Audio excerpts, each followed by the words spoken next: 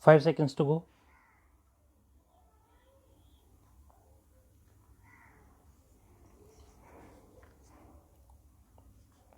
Start. It must be over a year since I first expressed my desire to have a frank dialogue with the representatives of organized labor.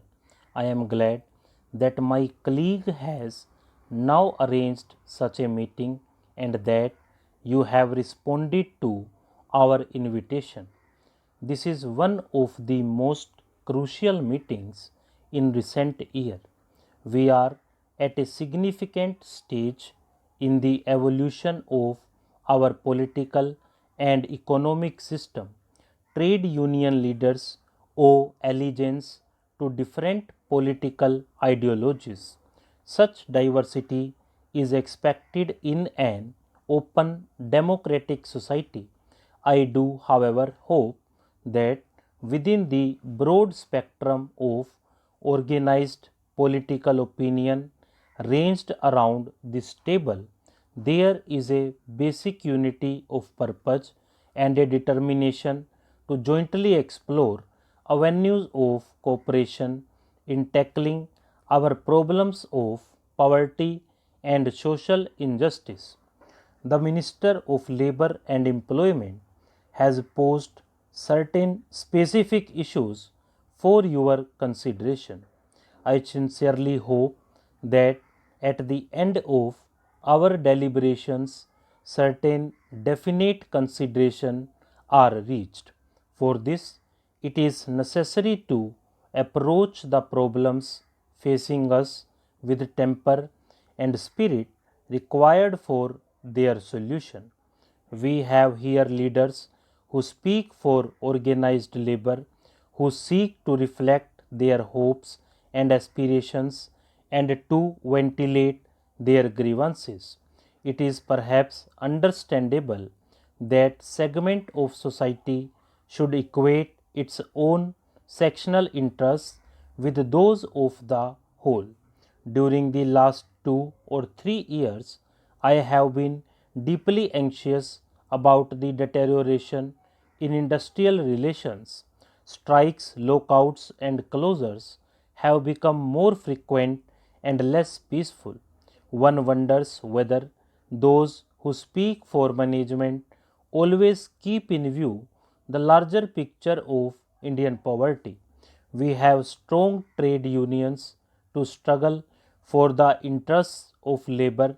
We have equally vocal and close knit organizations of management, keen and able to project their point of view, but who is to look after the interests of the vast numbers of the unorganized and the voiceless. I am not speaking merely of consumers, although their interests must also be reconciled with those of labor and management, but in a country with depressingly low standards of consumption, the emphasis even on the interests of consumers become irrelevant beyond a point. When trade union leaders talk of protecting the living standards of the working class, or when managements use sophisticated jargon about incentives, they hardly seem to show any concern about the problems of the really poor people. When we talk of the larger social responsibilities of labor, it is said that labor will give of its best only if economic and social policies are more radical and the fruits of economic growth are not monopolized by the few. I believe in radicalism, but it must deliver the goods. I am against any kind of privilege if it means reward or recognition unrelated to functional efficiency. World economic history and our own experience point to the fact that privileges, however defined, become entrenched in a period of economic stagnation rather than in a period of growth. The emphasis on a faster rate of growth does not, therefore, represent any retreat from radicalism or socialistic principles. On the contrary, a higher rate of growth is an essential prerequisite to welfare on an enduring basis. It does not matter to the privileged whether rate is 2% or 6%, they already have the means of a good life at their command. A higher rate of growth is vital for those are currently unemployed or underemployed. A speedy and substantial increase in production is necessary to generate resources for expansion of employment. Ever since independence, industrial expansion has acted as the pace setter for economy. But in the 2 years, it is the increase in agricultural production that has kept the economy moving forward.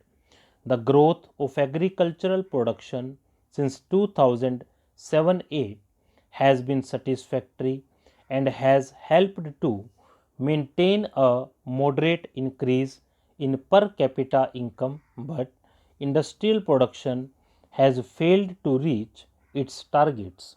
In the first 2 years of the fourth plan, it has been only around 6% instead of the expected 10%. An increase in industrial output is essential to the structural transformation of our economy. It is so vital for economic and political self reliance. Not for a moment I am suggesting that the lower industrial production in the last few years is due solely or even substantially to industrial strikes. Shortages of raw material, obsolete administrative procedures, mismanagement, and misdeployment of resources have also hit production. But no observer of our scene will fail to concede that lack of industrial harmony has surely been an important contributory factor. I understand that the number of man days lost as a result of strikes has nearly three times from 6.5 million or so in 2005 to about 19 million in 2010. What we have to consider is whether we can reduce this wastage within the framework of our present social and political order of the country. Stop.